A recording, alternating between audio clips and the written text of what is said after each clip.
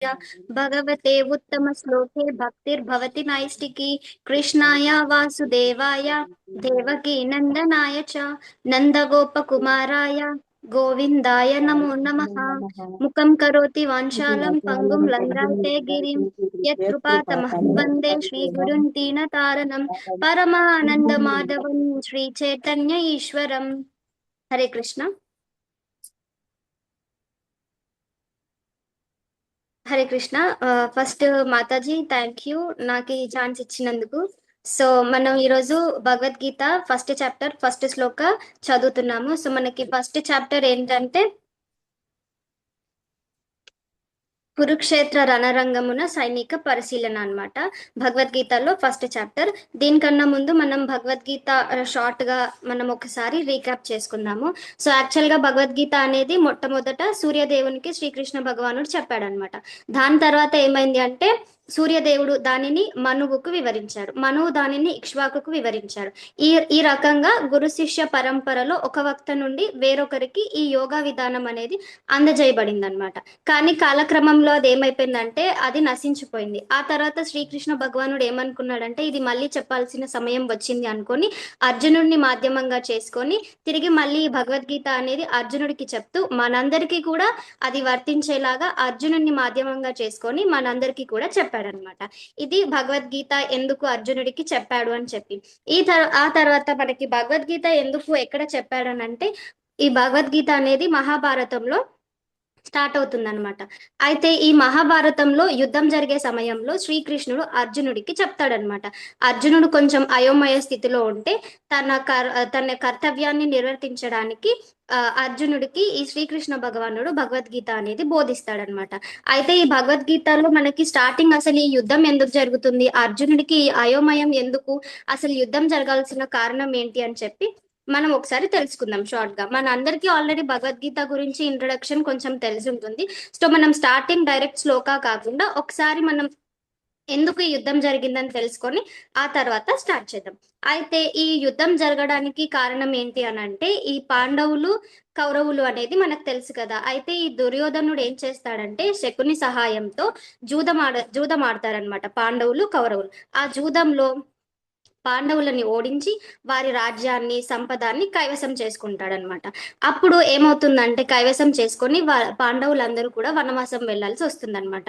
13 ఏళ్ల వనవాసం చేసి 1 సంవత్సరం అజ్ఞాతవాసం పూర్తి చేసిన తర్వాత వాళ్ళందరూ తిరిగి రాజ్యానికి వచ్చి దుర్యోధనుణ్ణి రాజ్యం ఇవ్వమని అడిగితే దుర్యోధనుడు అహంకారంతో నిరాకరిస్తాడనమాట.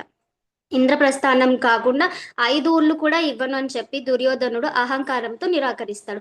5 ఊళ్ళతో అవి ఇవ్వకుండా సూదిమొన మోపినంత భూమి కూడా ఇవ్వను అని చెప్పేసి ఖచ్చితంగా దుర్యోధనుడు చెప్పేస్తాడనమాట. అప్పుడు వీళ్ళు ఇంకా యుద్ధం చేయాల్సింది అనివార్యం అని చెప్పేసి యుద్ధం అనేది ప్రారంభించడానికి సన్నిధులవుతారనమాట. అయితే దీంతో పాటు ఇంకొక రీజన్ ఏముంటుందంటే దుర్యోధనుడు వాళ్ళ సోదరులు కలిసి ద్రౌపదిని సభలో వస్త్రాభరణం చేస్తారనమాట.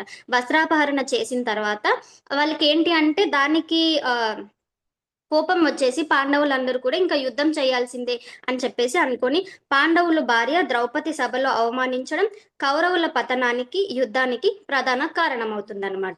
అలాగే శ్రీకృష్ణుడు కూడా వెళ్ళి దుర్యోధనుడికి చెప్పడానికి ట్రై చేస్తాడనమాట. యుద్ధం వద్దు, వాళ్ళకి అట్లీస్ట్ 5 పాండవులు ఉన్నారు కదా, 5 ఊళ్ళన్నా ఇవ్వండి అని చెప్పి అంటే దుర్యోధనుడు అహంకారంతో నిరాకరిస్తాడనమాట. అప్పుడు శ్రీకృష్ణుడు కూడా ఏమనుకుంటాడు, ఇంకా అధర్మాన్ని నశింపజేసి ధర్మాన్ని స్థాపించడానికి భూభారాన్ని తగ్గించడానికి కృష్ణుడు ఈ యుద్ధాన్ని ఒక సాధనంగా చేసుకొని ఉపయోగించి ఈ యుద్ధంలో భగవద్గీతను అనేది అర్జునుడికి బోధిస్తాడనమాట.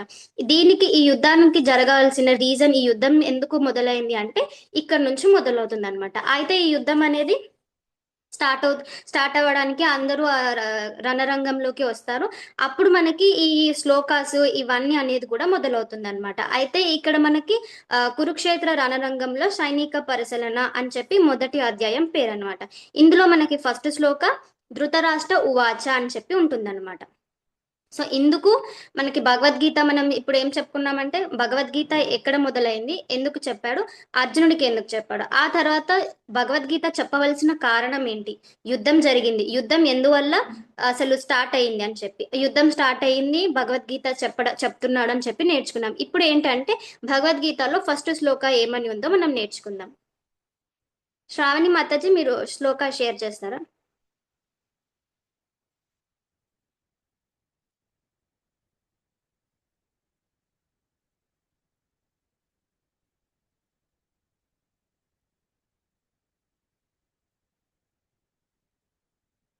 సో కురుక్షేత్ర రణరంగమున సైనిక పరిశీలనము. ధృతరాష్ట్ర ఉవాచ. నేను శ్లోక చదువుతున్నాను. ధర్మక్షేత్రే కురుక్షేత్రే సమవేతాయుయుత్సవః మామకాః పాండవాశ్చైవ కిమకూర్వత సంజయ. ధృతరాష్ట్ర ఉవాచ. ధర్మక్షేత్రే కురుక్షేత్రే సమవేతాయుయుత్సవః మామకాః పాండవాశ్చైవ కిమకూర్వత సంజయ. ఇది శ్లోకం అన్నమాట. శ్లోకం ఈ విధంగా ఉందన్నమాట. అయితే ఇప్పుడు అనువాదం ఏంటి అంటే, ధృతరాష్ట్రుడు పలికెను, ఓ సంజయ, కురుక్షేత్రంలోని ధర్మక్షేత్రంలో నా తనయులు పాండుతనయులు యుద్ధము చేయగోరిన వారై సమకూడిన పిదప ఏమి చేసిరి. ఇది అనువాదం అన్నమాట. అయితే ఇప్పుడు మనం దీన్ని అర్థం చేసుకోవడానికి భాష్యం చదివి మనం ట్రై చేద్దాము. భాష్యం నేను చదివి అంటే నేను ఎక్స్ప్లెయిన్ చేస్తాను, ఆ తర్వాత మనం టైం ఉంటే భాష్యం చదవడానికి ప్రయత్నిద్దాం. సో భాష్యం ఏ విధంగా ఉంది అంటే, భగవద్గీత విస్తారముగా చదవబడే ఆసక్తిక విజ్ఞాన శాస్త్రం అన్నమాట. అయితే ఈ భగవద్గీత చాలా గొప్ప విజ్ఞాన శాస్త్రం. దీన్ని మనము మాతాజీ వాళ్ళు మనకు చాలా సార్లు చెప్పారు, ఏమని అంటే ఇది మాన్యువల్ ఆఫ్ లైఫ్ అంట. మాన్యువల్ ఆఫ్ అంటే ఇప్పుడు మనం ఏదైనా ఒక వస్తువు కొన్నప్పుడు దానికి మాన్యువల్ అనేది ఉంటుంది కదా, అది ఎలా వాడాలి, దాన్ని ఎలా ఓపెన్ చేయాలి, ఇలా మాన్యువల్. అలాగే ఈ భగవద్గీత కూడా మన లైఫ్కి మాన్యువల్ వంటిదన్నమాట. మనం ఇది చదివి మన జీవితంలో ఎలా ముందుకు వెళ్ళాలి, వేటిని మనం పాటించాలి, వీటన్నిటిని మనం తెలుసుకోవడానికి ఈ భగవద్గీత ఒక చక్కగా విజ్ఞాన శాస్త్రం అన్నమాట. అయితే దీనికి ఎగ్జాంపుల్ కూడా మనం చాలాసార్లు చదువుకున్నాం, ఉపోద్ఘాతంలో చదువుకున్నాము, భగవద్గీత ఇంట్రొడక్షన్లో చదువుకున్నాం. ఒక డాక్టర్ మనకి టాబ్లెట్స్ది చిట్టి రాసిస్తే దాన్ని మనం మన ఫ్రెండ్స్ చెప్పినట్టు లేకపోతే మనకు నచ్చినట్టు మెడికల్ షాప్ వాళ్ళు చెప్పినట్టు కాకుండా డాక్టర్ ఎలా చెప్పాడో అలానే మనం నేర్చుకుంటాం. సో ఈ భగవద్గీత కూడా మనం గురు శిష్య పరంపరలో అనేది మనం నేర్చుకోవాలన్నమాట. అయితే గీతా మహత్యంలో గీతా మహిమ సంగ్రహంలో చెప్పబడింది అనమాట, మనిషి భగవద్గీత శ్రీకృష్ణ భక్తుని సహాయంతో పరిశీలనాత్మకంగా చదివి ఎటువంటి సొంత వాక్యాలు లేకుండా అర్థం చేసుకోవడానికి ప్రయత్నించాలని అందులో చెప్పబడింది అనమాట. అయితే మనం ఈ భగవద్గీతలో ఉన్నది శ్రీకృష్ణ భక్తుని ద్వారా విని, భక్తులైతేనే మనం పరంపర అనేది మనం నేర్చుకున్నాం కదా, మనం భాగవతం చదివేటప్పుడు పరంపర అంటే ఏంటి, వాళ్ళు అన్ని ఆచరించి మనకి చెప్తారు కదా, అప్పుడు వాళ్ళు కూడా ఆచరించిందే మనకు చెప్పినప్పుడు మనకేంటంటే స్పష్టంగా అర్థమవుతుంది అనమాట, దాంట్లో ఏం కల్పితాలు లేకుండా మనకు అర్థమవుతుంది. అదే విధంగా మనం ఏంటంటే కృష్ణ భక్తుని సహాయం, భక్తుడు ఏ విధంగా ఆచరించి పాటిస్తాడో అతని ద్వారా మనం ఈ భగవద్గీతని విని పరిశీలంగా ఎటువంటి సొంత వాక్యాలు లేకుండా అర్థం చేసుకోవాలన్నమాట. అందులో చెప్పబడిందంట, గీతా మహత్యంలో ఈ విధంగా చెప్పబడిందనమాట. అర్జునుడు గీతను భగవంతుని నుండి నేరుగా విని ఉపదేశాన్ని అర్థం చేసుకున్నాడు. అర్జునుడు ఏ విధంగా కృష్ణుడు అతను చెప్తుంటాడనమాట, నేను ఏమని అతనికి వచ్చిన సందేహాలన్నిటినీ కృష్ణుడు తీరుస్తూ ఉంటే అర్జునుడు శరణాగతి అయ్యి కృష్ణుని పదాలు, కృష్ణుడు చెప్పిన అవన్నీ కర్తవ్యాలు వింటూ నమ్రత భావంతో అర్జునునికి అర్థం కాకపోతే క్వశ్చన్స్ వేస్తూ వింటూ ఉంటాడనమాట. అలాగే మనం కూడా ఈ భగవద్గీతని భగవంతుని నుండి నేరుగా విని ఉపదేశాన్ని అర్థం చేసుకున్నట్లుగానే మనం కూడా అర్థం చేసుకోవాలన్నమాట. స్పష్టమైన అవగాహన పొందడానికి ఈ ఉపమానము భగవద్గీతలో ఉన్నది. ఎవడైనా ఈ గురు శిష్య పరంపరలో స్వకల్పిత వివరాలు లేకుండా భగవద్గీతను అర్థం చేసుకోగల, అంటే ఏం చెప్తున్నారంటే ఇక్కడ, ఎవరైతే గురు శిష్య పరంపరలో లేకుండా సొంతంగా ఈ భగవద్గీతలో ఉన్న విధంగా అర్థం చేసుకోగలిగితే అంతటి భాగ్యవంతుడైన సమస్త వేదజ్ఞాని, అలాంటి వారు సమస్త వేదజ్ఞానాన్ని, ప్రపంచంలో సకల శాస్త్రాలను అతిశయించగలుగుతాడనమాట. ఇతర శాస్త్రాల్లో ఉన్న విషయాలు, ఈ భగవద్గీత అనేది ఇతర శాస్త్రాల్లో ఉన్న విషయాలు, పురాణాలు అన్నిటికి కలిపి ఈ భగవద్గీతలో ఉంటాయన్నమాట. గీత యొక్క విశిష్టమైన ప్రామాణికత దేవాదేవుడైన శ్రీకృష్ణ భగవాను ద్వారా ప్రత్యక్షంగా పలుకుబడిన కారంగా ఇది పరిపూర్ణ ఆధ్యాత్మిక విజ్ఞాన శాస్త్రంగా అవుతుందన్నమాట. ఈ భగవద్గీతని మనకు సాక్షాత్తుగా శ్రీకృష్ణ భగవానుడే చెప్పాడు కాబట్టి ఇదేంటంటే పరిపూర్ణ ఆధ్యాత్మిక విజ్ఞాన శాస్త్రము అవుతుందన్నమాట. సో ఇది భగవద్గీతలో కొంచెం భాష్యంలో ఇంట్రడక్షన్ ఇచ్చారు. సో ఇప్పుడు మనకి మహాభారతం ఎందుకు ఈ యుద్ధం గురించి అనేది స్టార్ట్ అవుతుంది అనమాట. మహాభారతంలో వర్ణించబడినట్టు ధృతరాష్ట్రుల సంయోజుల వాదన అంటే ఈ భగవద్గీతలో మనకేంటి అంటే ఒక సైడ్ కృష్ణుడు అర్జునుడు మాట్లాడుకున్న సంభాషణ ఉంటుంది, ఇంకొక సైడ్ ధృతరాష్ట్రుడు సంజయుడు. ఈ యుద్ధంలో జరుగుతున్నది అర్జునుడు కృష్ణుడు ఏవైతే మాట్లాడుకుంటున్నాడో అవన్నీ కూడా ధృతరాష్ట్రునికి సంజయుడు చెప్తూ వివరిస్తూ ఉంటాడనమాట. ధృతరాష్ట్రుడికి ఎందుకు వివరిస్తాడు అంటే ధృతరాష్ట్రుడు గుడ్డివాడు అనమాట. అతను యుద్ధం దేనికి వెళ్ళాడు అనమాట. రాజ్యంలోనే ఉంటాడు కాబట్టి సంజయుడు అతనికి వివరిస్తాడనమాట. అయితే సంజయుడుకు వివరించడానికి సంజయుడు అక్కడ లేడు కదా యుద్ధంలో. సంజయుడు ఎలా వివరిస్తున్నాడు అంటే సంజయుడు వ్యాస శిష్యుడు అనమాట. అందుకొని అతనికి ఆ శక్తి అనేది ఉంటుందన్నమాట. ఆ శక్తి వల్ల ధృతరాష్ట్రునికి అక్కడ జరుగుతున్నవన్నీ కూడా వివరిస్తాడనమాట. అయితే ఇక్కడ మనకి ధృతరాష్ట్రుడు ఏమంటాడు, పుట్టుక నుండి గుడ్డివాడే అయినప్పటికీ కూడా అతని మనసు కూడా గుడ్డిదే అనమాట. అతని మనసు ఎలాంటి అంటే నా కుమారులు నా వాళ్ళే గెలవాలి అన్న మనస్తత్వం అతనికి ఉంటుందన్నమాట. అతనికి పుత్ర వ్యామోహం అనేది ఎక్కువగా ఉంటుందన్నమాట. అయితే ఇక్కడ మనకి మనం తెలుసుకుందాం ఎలా ఎందుకు ఆ భేదం అనేది చూపించాడు అనేది మనం తెలుసుకుందాం అనమాట. అయితే ఈ యుద్ధం అనేది కురుక్షేత్రం అనే ధర్మక్షేత్రంలో అనేది నిర్వహిస్తారనమాట. ఎందుకు అక్కడే అంటే ధర్మక్షేత్రంలో ధర్మ ధర్మహిత కర్మలు చేయబడిన స్థలం అనమాట అది. కురుక్షేత్ర రణరంగంలో భగవంతుడు అర్జుని పక్షం ఉన్న కారణంగా ధర్మక్షేత్రము ధర్మహిత కర్మలు అనేది అక్కడ చేయబడతాయి అన్నమాట. అయితే ఈ కురుక్షేత్రంలో ఎందుకు ధర్మక్షేత్రంలో ఈ కురుక్షేత్రం అనే పేరు ఎందుకు వచ్చింది అంటే అక్కడ కురు మహారాజ్ అనే మహర్షి ఏం చేశాడంటే తపస్సు చేస్తాడనమాట. గొప్ప తపస్సు చేస్తే దాని ఫలితంగా దేవేంద్రుడు ప్రత్యక్షమయ్యి ఈ ప్రదేశంలో ఎవరైతే యుద్ధ కారణాల వల్ల మరణిస్తారో వాళ్ళందరికీ కూడా స్వర్గం లభిస్తుంది అని వరం ఇస్తాడనమాట కురు మహారాజుకి. అందుకు అది కురుక్షేత్రం అనేది పేరు వస్తుందన్నమాట. అందువల్ల ఆ ప్రదేశంలో ఇప్పుడు యుద్ధం చేసినప్పుడు చాలా మంది మరణిస్తారు కదా. కౌరవుల సైడ్ ఉన్న వాళ్ళు, పాండవుల సైడ్ ఉన్న వాళ్ళు, వీళ్ళందరూ మరణించిన వాళ్ళందరికీ కూడా స్వర్గ ప్రాప్తి అని కలుగుతుంది అనమాట. అందుకు వాళ్ళు ఈ కురుక్షేత్రంలో వాళ్ళు యుద్ధం చేయడానికి ఏమవుతుందంటే సన్నిధులు అవుతారనమాట.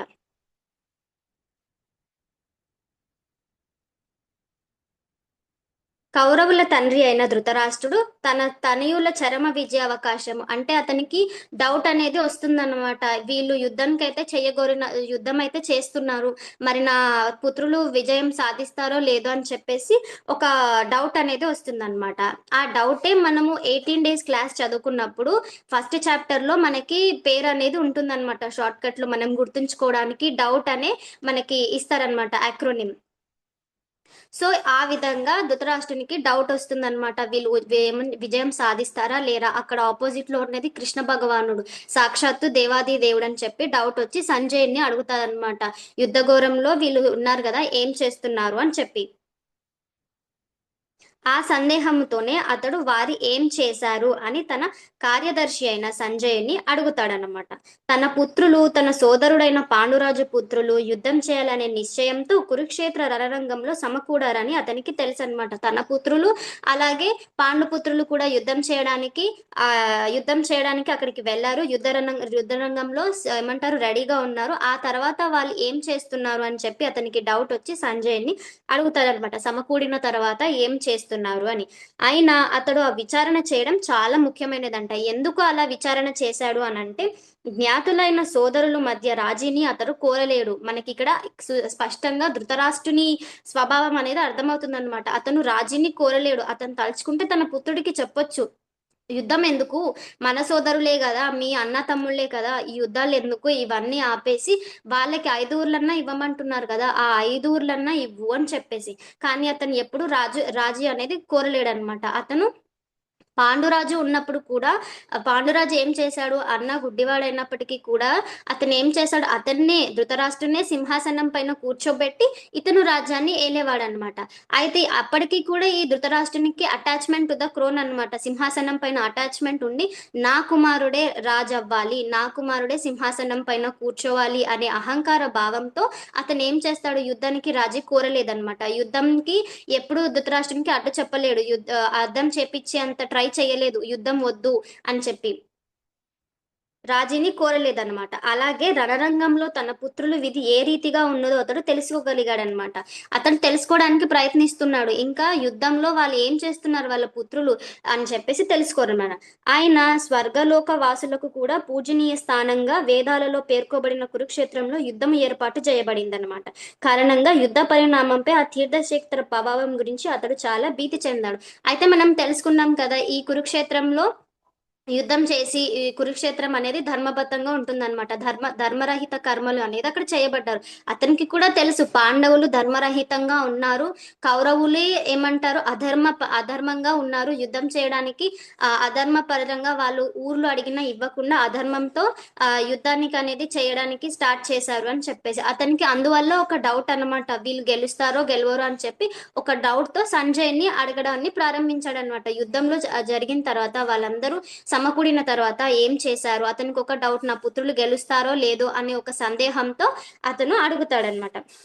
అతనికి తెలుసు అనమాట ఆ యుద్ధ స్థలం కూడా ఆ ప్రభావం కూడా చూపిస్తుంది. ఈ ధర్మక్షేత్రంలో అక్కడి పేరే ఉంది ధర్మం అని. ధర్మమే ఎక్కడ గెలుస్తుంది అని చెప్పి ఆ ప్రభావం వాళ్ళ పుత్రుల పైన చూపిస్తుందేమో అని సందేహంతో సంజయుడిని అడుగుతారనమాట. అతడు భవనంలో ఉన్నప్పటికీ కూడా సంజయుడు ఎలా చెప్తాడంటే, సంజయుడు వ్యాస శిష్యుడు అనమాట. అయితే మనం భాగవతంలో చెప్పుకున్నాం వ్యాసుడు ఎంత గొప్పవాడు, వ్యాసుడి శిష్యులు ఇంకెంత గొప్పవాళ్ళు, వ్యాస శిష్యులు ఎంత ఏమంటారు ఎంత బ్రహ్మచర్యంతో ఎంత వాళ్ళు పాటిస్తారు, వాళ్ళు పరంపరలో ఉండి ఎంత గొప్ప వాళ్ళు అని చెప్పి మనం నేర్చుకున్నాం. ఆ పవర్ వల్లనే సంజయుడు అక్కడ జరుగుతున్నదంతా ఇక్కడ చెప్పగలిగిన సమర్థత అతనికి ఉంటుందన్నమాట, వ్యాస శిష్యుడు కాబట్టి. అందుకే ధృతరాష్ట్రుని భవనంలో ఉన్నప్పటికీ అతడు వ్యాసుని అనుగ్రహము చే కురుక్షేత్ర రణరంగాన్ని చూడగలిగాడనమాట. అక్కడెక్కడో కురుక్షేత్రంలో జరుగుతున్న రణరంగంని యుద్ధాన్ని చూసి ధృతరాష్ట్రునికి వివరించగలిగే శక్తి అతనికి ఉందన్నమాట, వ్యాస శిష్యుడు కాబట్టి. కనుకనే యుద్ధ రంగంలో పరిస్థితిని గురించి ధృతరాష్ట్రుని అతని అడిగాడనమాట. అతనికి కూడా పవర్ ఉంది కాబట్టి, సంజయ నువ్వు చెప్పు అక్కడ ఏం జరుగుతుంది, నా పుత్రులు అలాగే పాండుపుత్రులు అని చెప్పి భేదం చూపిస్తున్నాడు అనమాట, ద్వంద్వ చూపిస్తున్నాడు. నా పుత్రులు పాండుపుత్రులు అని చెప్పేసి సపరేట్ గా మాట్లాడుతున్నారు. వాళ్ళందరూ కూడా ఒకే వంశానికి చెందిన వాళ్ళు అయినప్పటికీ కూడా వేలు చేసి మాట్లాడుతున్నారు, నా పుత్రులు పాండుపుత్రులు అని చెప్పేసి. ధృతరాష్ట్రుల పుత్రులు వీళ్ళందరూ ఒకే వంశానికి చెందినప్పటికీ కూడా అతనికి పుత్ర వ్యామోహం, నా పుత్రులే గెలవాలి, నా పుత్రులే సింహాసనం పైన కూర్చోవాలని చెప్పి మనకి ఈ ద్వంద్వ భావం వల్లనే మనం అర్థం చేసుకోవాలి ధృతరాష్ట్రుని మనస్థితి ఎలా ఉంది, మనోబుద్ధి ఎలా ఉంది అనేది మనకి అర్థమవుతుంది అనమాట ఈ మాటతోనే. ఉద్దేశపూర్వకంగా అతను కేవలం నా పుత్రుల్ని అంటే అతను ఉద్దేశపూర్వకంగా చెప్తున్నాడు. ఓన్లీ ఆయన పుత్రులే కురువంశీయులుగా పలికి పాండు సంతానాన్ని వంశం నుండి వేరు చేసి మాట్లాడుతున్నారనమాట. ఈ శ్లోకది మెయిన్ పాయింట్ అదే అనమాట. నా పుత్రులు పాండుపుత్రులు అని చెప్పేసి వేరు చేసి ఉద్దేశపూర్వకంగా ద్వంద్వ భావం అనేది చూపిస్తున్నాడు అనమాట. దీని ప్రకారమే మనం అర్థం చేసుకోవాలి అతనికి పుత్రుని పట్ల ఎంత వ్యామోహం ఉంది, పుత్రుని పట్ల అలాగే సింహాసనం పట్ల ఎలాంటి ఆసక్తి ఉన్నది అని చెప్పి మనం అనేది ఈ శ్లోకాల్లో మనం అర్థం చేసుకోవాలి. ఈ విధంగా అంటే తన సోదరుని సంతానంతో ధృతరాష్ట్రుని ఉన్నట్టు సంబంధ స్థితిని మనం ఎవరైనా ఈ విధంగా దీన్ని బట్టి మనం ఏం అర్థం చేసుకోవాలంటే అతనికి తన సోదరుని పుత్రుల పట్ల ఉన్న సంబంధ స్థితిని మనోస్థితిని మనం అర్థం చేసుకోగలుగుతున్నాం. అయితే అతనికి తెలుసు అన్నమాట కృష్ణుడు ఎలాగైతే ఒక పంట పొలంలో కలుపు మొక్కల నుంచి మనం పీకి పక్కన పడేస్తామో అలాగే యుద్ధ రంగంలో ధర్మపిత అయిన శ్రీకృష్ణుడు నిలిచి ఉన్నట్టు కురుక్షేత్రంలో ధర్మక్షేత్రం నుండి కలుపు మొక్కలు వంటి దుర్యోధనుల్ని తీసివేస్తాడేమో, దుర్యోధనుల్ని చంపేస్తాడేమో అని చెప్పి ధృతరాష్ట్రులు తనయులను పెరికివేయబడతారేమో ధృతరాష్ట్రునికి భయపడుతున్నాడు అనమాట. ఏమని అంటే ఎగ్జాంపుల్ గా చెప్తున్నాడు, ఒక పొలంలో కలుపు మొక్కల్ని ఎలాగైతే మనం తీసి పడేస్తాం అవి పనికిరావు కదా, అలాగే యుద్ధంలో వీళ్ళు అధర్మం వైపు ఉన్నారు, కృష్ణుడు ఎప్పుడు ధర్మం వైపు ఉంటాడు. అధర్మం వైపు ఉన్న ఈ దుర్యోధనులని చంపేస్తాడేమో అని చెప్పి ఒక భయంతో ఉన్నాడనమాట. అలా తీసివేసేసి ధర్మరాజాజీ పరమధర్మతలు భగవంతునిచే సుప్రతిష్ఠులు కాగలరని మొదటి నుండే ఊహించిందనమాట. ధృతరాష్ట్రుడు ఊహించాడు, నా కొడుకులని యుద్ధరంగంలో నుంచి తీసివేసి ధర్మరాజుల వంటి వాళ్ళని సుప్రతిష్ఠులు చేయగలుగుతాడేమో అని చెప్పి ఊహించాడనమాట. చారిత్రక వైదిక ప్రాముఖ్యతతో పాటుగా ధర్మక్షేత్రము కురుక్షేత్రము అనే పదాలకు ఈ విశేషణ అర్థం ఉన్నది అని చెప్పి చెప్తున్నాడు అనమాట. అయితే మనం దీంట్లో ఏం నేర్చుకున్నాము అంటే ధృతరాష్ట్రుని యొక్క స్వభావం మనం అర్థం చేసుకున్నాం. ధృతరాష్ట్రునికి ముందు నుంచి కూడా తన పుత్రుల పట్ల వ్యామోహం ఉంది. తను పాండుపుత్రుని ఎప్పుడు కూడా వేరుగానే చూశాడు. అతనికి దుర్యోధనుడే రాజవ్వాలి, దుర్యోధనుడికే సింహాసనం దక్కాలి అని చెప్పి చూసి ఏ రోజు కూడా యుద్ధానికి ఏమంటారు రాజీ అని కోరలేదన్నమాట.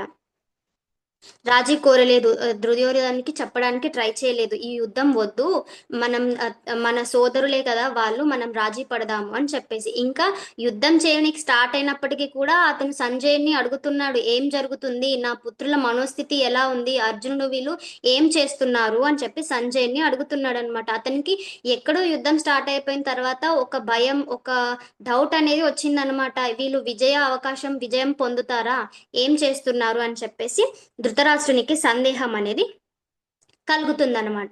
అయితే మనం ఈ శ్లోక వల్ల మనం నేర్చుకుంది ఏంటి అంటే, ధర్మం ఎల్లప్పుడూ అంటే ధర్మమే ఎప్పుడు గెలుస్తుంది, అధర్మం పైన విజయం సాధిస్తుంది ధర్మం పైన అనేది మనం నేర్చుకున్నాం. ఇంకొకటి ధృతరాష్ట్రుని స్వభావం ఏ విధంగా ఉంటుంది అని చెప్పి మనం నేర్చుకున్నాం. సో ఈ శ్లోక నేను ఇక్కడ వరకు అర్థం చేసుకొని నేను మీకు చెప్పడానికి ప్రయత్నించాను. మీకు ఇందులో ఏమన్నా డౌట్స్ ఉన్నా లేదా ఏమైనా క్వశ్చన్స్ ఉన్నా ఏమన్నా అర్థం కాకపోయినా మీరు నన్ను అడగండి, లేదా నాకు రాకపోతే నేను మాతాజీని అడిగి మీకు చెప్తాను. అంటే ఏమైనా రాంగ్ చెప్పినా తప్పులు ఏమైనా చెప్పుంటే క్షమించండి. థ్యాంక్ యూ అందరికీ విన్నందుకు.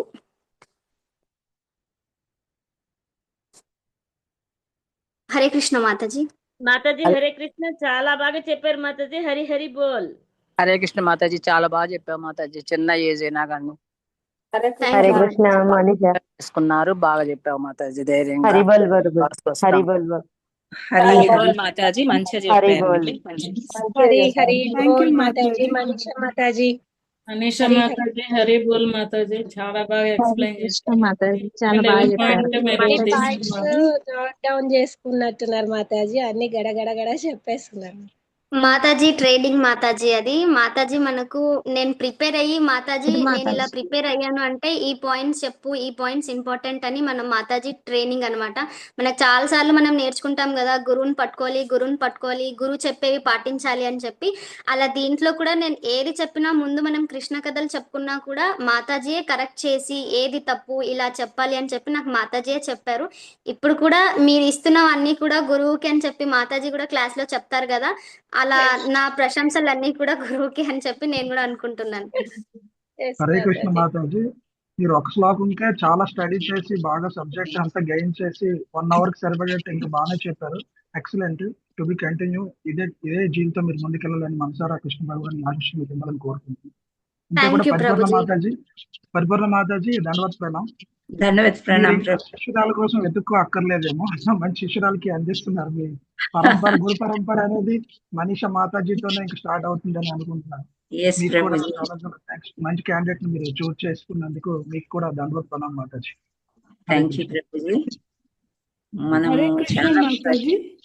హరే కృష్ణ మాతాజీ, ఒక డౌట్ ఉంది, అడగండి.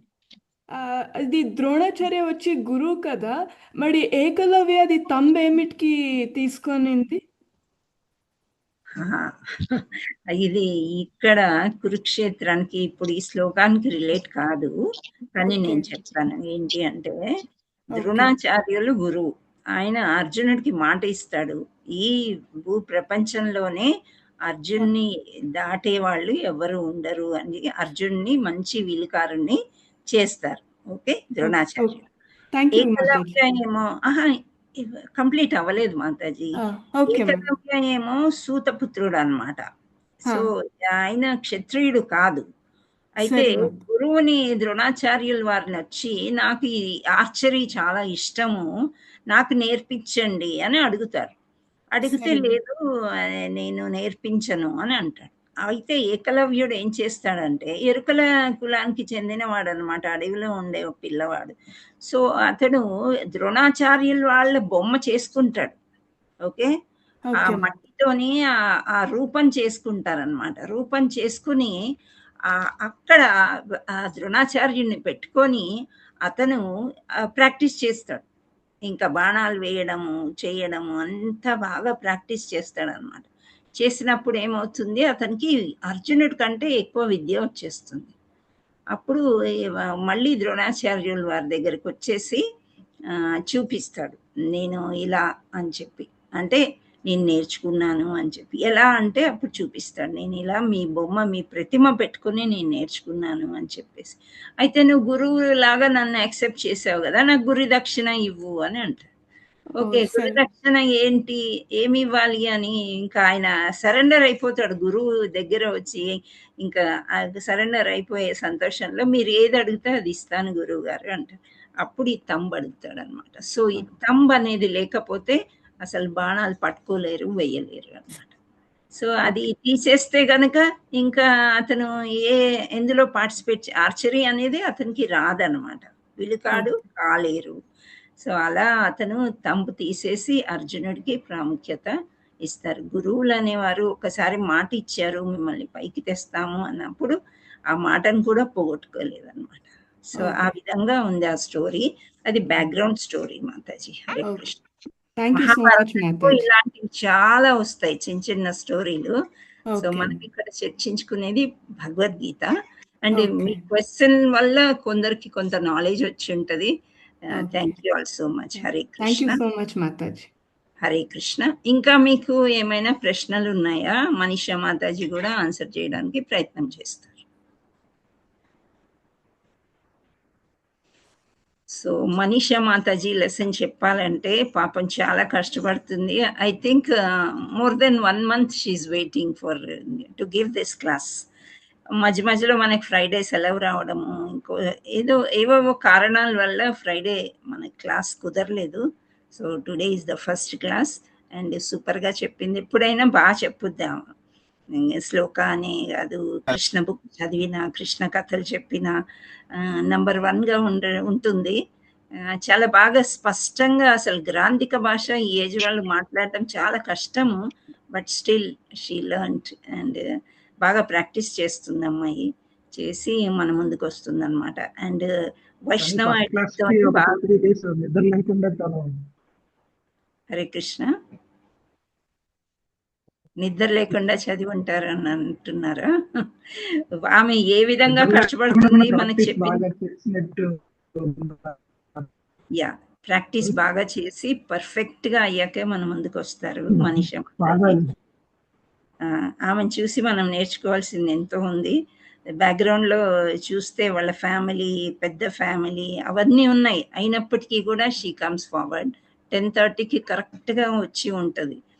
శ్రావణి మాతాజీ అండ్ మనీషా మాతాజీ బోత్ నాకు చాలా రైట్ హ్యాండ్ లెఫ్ట్ హ్యాండ్ లాగా చాలా బాగా హెల్ప్ చేస్తారు. దానివల్లే ఈ ప్రోగ్రామ్ కూడా మనం ముందుకు వెళ్ళగలుగుతున్నాము. అఫ్ కోర్స్ వేరే వాళ్ళు కూడా ముందుకు వస్తున్నారు హెల్ప్ చేస్తామని. అండ్ గ్రూప్ని చూస్తే ఎవరైనా అప్రిషియేట్ చేయటట్టే మనము చేసుకోవాలి ఏదైనా కానీ. అండ్ ఆమె లెసన్కి వచ్చినట్లయితే ఆల్మోస్ట్ షీ ప్రిపేర్డ్ వెల్. శ్లోక రెసిటేషన్, అనువాదము అండ్ ద బ్యాక్గ్రౌండ్, కురుక్షేత్రం అంటే ఏంటి, ధర్మక్షేత్రం అంటే ఏంటి, కురుక్షేత్రానికి ఎలా పేరు వచ్చింది కూడా తను చెప్పారు. అండ్ భగవద్గీత ఎలా మొదలయ్యి తర్వాత మళ్ళీ ఆగిపోయి మళ్ళీ ఎలా మొదలైంది, ఇవన్నీ కూడా చాలా చక్కగా చెప్పారు. హరి హరి బోల్. సో మనమందరము హరే కృష్ణ మంత్రం ఒకసారి చెప్దాము ఆమెని ప్రశంసిస్తూ. చెప్పండి. Hare Krishna Hare Hare Hare Hare Rama Rama Rama Hare Hare Hare Hare Hare Rama. Thank you all so much, Mataji and Prabhuji, and congratulations to Mataji and Guru Gauranga bless you so that you can continue.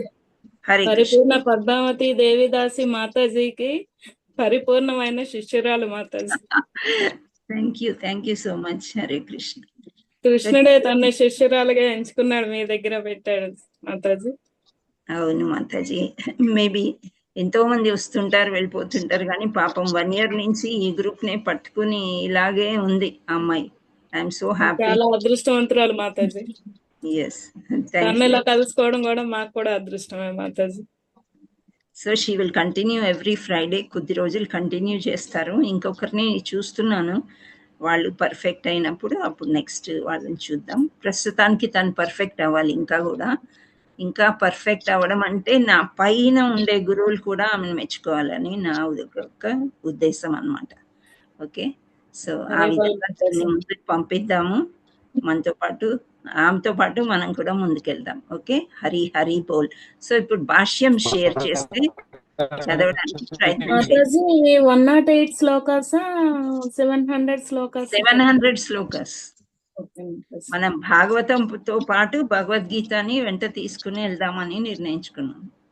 Every Friday మేము కూడా కొంచెం ప్రిపేర్ అయితే ఎంత కొంత మాకు కొంచెం నాలెడ్జ్ వస్తుంది మాతాజీ. ఎస్ ఎస్, తనతో పాటు మేము ప్రిపేర్ అవ్వాలంటే చెప్పలేకపోయినా ప్రిపేర్ అవ్వండి మాతాజీ, Knowledge gain ముందుకు చేసి. చెప్పొచ్చు, దాంట్లో ఏముంది. Manisha Mataji took some time, వెంటనే వచ్చేయలేదు, తనకు కూడా టైం ఇచ్చాము. ఒక ఐ థింక్ అరౌండ్ 4 months అలా ఇచ్చాము. ఆ తర్వాత కృష్ణ కథలు స్టార్ట్ అయినప్పుడు ఆమె స్టార్ట్ అయింది చెప్పారు. Okay, thank you all so much. మీలో కూడా ఇంకా చాలా మంది ఉన్నారు ఇంకా మాట్లాడే వాళ్ళు. హరే కృష్ణ ప్రభుజీ. మాతాజీ, మా మిస్సెస్ కూడా మన వాయిస్ బ్రేక్ అవుతుంది ప్రభుజీ, అసలు ఏమీ రావట్లేదు, వాయిస్ చాలా బ్రేక్ అవుతుంది. ఇప్పుడు వినిపిస్తుందా? మాతాజీ? ఇప్పుడు ఓకే. మా మిస్సెస్ కూడా మన గ్రూప్ లో చేరతానన్నారు, ఆమె నెంబరు పేరు పెట్టాను మాతాజీ. ఓకే ప్రభుజీ, హరే కృష్ణ. అదే సరోజ అని పెట్టాను, Saroja. Okay Prabhuji, Manisha note down చేసుకుంటున్నారు, నాకు పంపిస్తారు, నేను జాయిన్ చేస్తాను. ఓకే, శ్రావణి మీరు కూడా చేశారా? Okay, thank you. Hare Krishna. అది జాయిన్ చేయమని రోజు జాయిన్ అవుతా అన్నారు మాతాజీ. ఓకే, హరే కృష్ణ. సో ఇంకో మనకి కొంత టైం ఉంది కాబట్టి రీడింగ్ చేస్తారా భాష్యం? నేను చదవనా మాతాజీ? శ్రావణి మాతాజీ షేర్ చేస్తారు. షేర్ చేసినప్పుడు నేను కాకుండా మీరు హ్యాండ్ రైజ్ చేస్తే వాళ్ళు చూస్ చేస్తారు. ఓకే, వరుసగా అందరు చదువు. Thank you.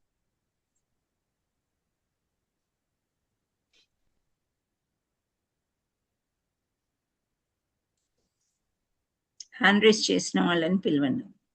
Krishnakumari Mataji unmute చేసుకోండి. హరే కృష్ణ మాతాజీ.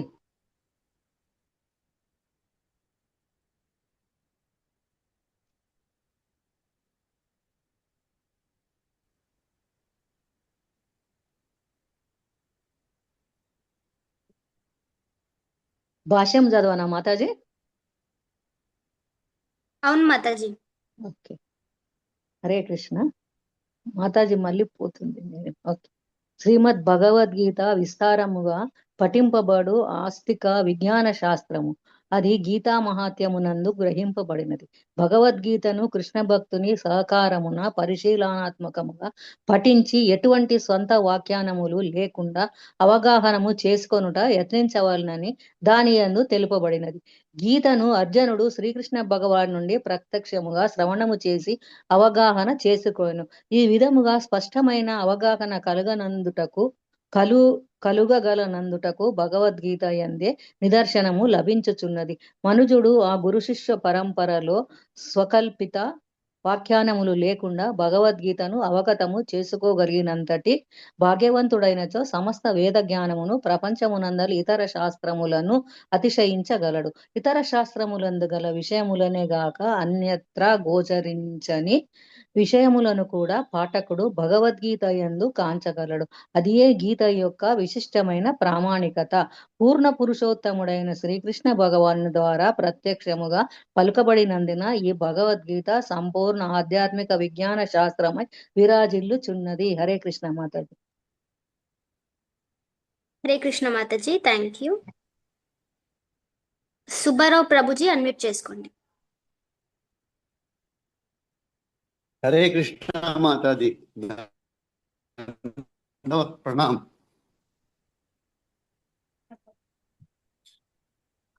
ఓం నమో భగవతే వాసుదేవాయ.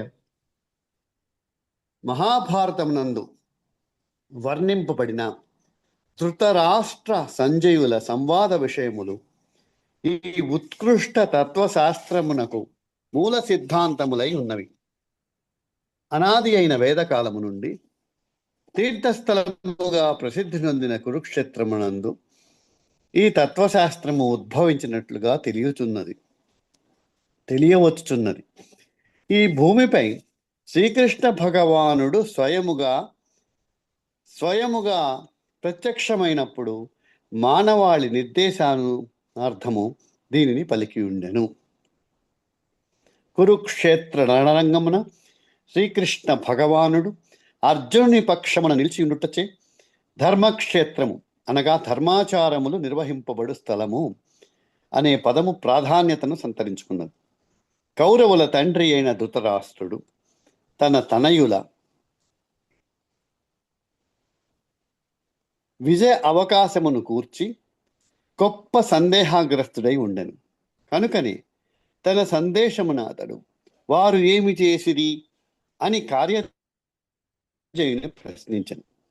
తన పుత్రులు మరియు పాండురాజు తనయులు యుద్ధము చేయవలనను నిశ్చయముతో కురుక్షేత్రమున సమకూడిరని అతనికి తెలిసియు ఆ విధముగా విచారణ గావించుటలో ఒక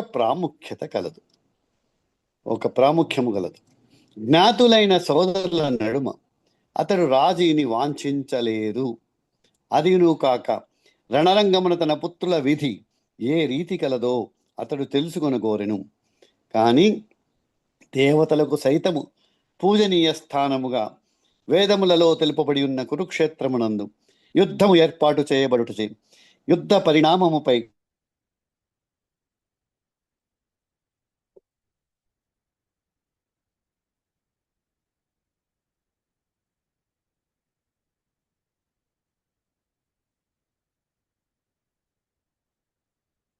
దేవుని శిష్యుడు ధృతరాష్ట్రుని మందిరముననే నిలిచియున్నను అతడు వ్యాసుని కరుణచే కురుక్షేత్ర రంగమును కాంచగలిగెను. కనుకనే యుద్ధ రంగమునందలి పరిస్థితిని గూర్చి సంజయుని అడిగెను. Hare Krishna Prabhuji, thank you. Hare Krishna. Lakshmi Jagadish Mataji unmute చేసుకోండి. హరే కృష్ణ మాతాజీ, దండవత్ ప్రణాం. పాండవులు మరియు ధృతరాష్ట్రుని తనయులు ఒకే వంశమునకు చెందినవారు. కాని కేవలం తన పుత్రులనే కురు సంతానముగా పలికి పాండు సంతానమును వంశము నుండి వేరుపరచుట ద్వారా ధృతరాష్ట్రుడు ఇచ్చట తన మనస్సును విసిదపరచుచున్నాడు. సోదరుని తనయులైన పాండవుల ఎడ ధృతరాష్ట్రునికి గల సంబంధమును దీని ద్వారా ఎవరైనాను అవగతము చేసుకొనవచ్చును. పంట పొలము నుండి కలుపు మొక్కలు తీసివేయబడు రీతి ధర్మపిత అయిన శ్రీకృష్ణ భగవానుడు నిలిచి ఉన్న ధర్మక్షేత్రమగు కురుక్షేత్రము నుండి కలుపు మొక్కల వంటి దుర్యోధనాది ధృతరాష్ట్రుని తనయులు తీసివేయబడుదురనియు యుధిష్ఠిరుని అధ్యక్షతన గల ధర్మయుతులైన పాండవులు భగవానుని చేసు సుప్రతిష్ఠులు కాగలరనియు ఆది నుండియే ఈ విధముగా ఊహించబడినది. చారిత్రక మరియు వైదిక ప్రాముఖ్యమే కాక ధర్మక్షేత్రము మరియు కురుక్షేత్రము అనేది పదములకు గల విశేష అర్థమిదియే.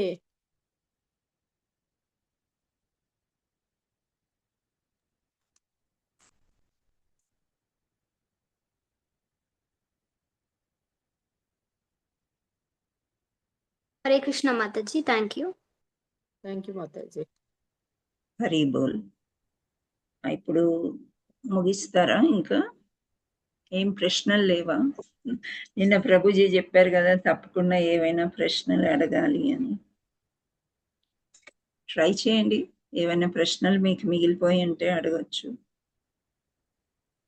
ప్రభుజీ చాలా బాగా మాట్లాడారు మాతాజీ. చాలా అతనితో మాట్లాడినందుకు చాలా హ్యాపీగా అనిపించింది మాతాజీ. ఓకే, చాలా బాగా ఎక్స్ప్లెయిన్ చేశారు. శ్రావణి మాతాజీ కూడా బాగా చెప్తారు. ఐ మీన్ మనీషా మాతాజీ ఆర్ శ్రావణి ఎవరైనా ఆన్సర్స్ చెప్పగలుగుతారు, మీరు అడిగితే చెప్తారు. ఓకే, అండ్ రేపు మనకి చాలా ఇంపార్టెంట్. రేపు ఎవరు యాబ్సెంట్ అవ్వకండి. మీతో పాటు ఇంకొకరిని తీసుకురావడానికి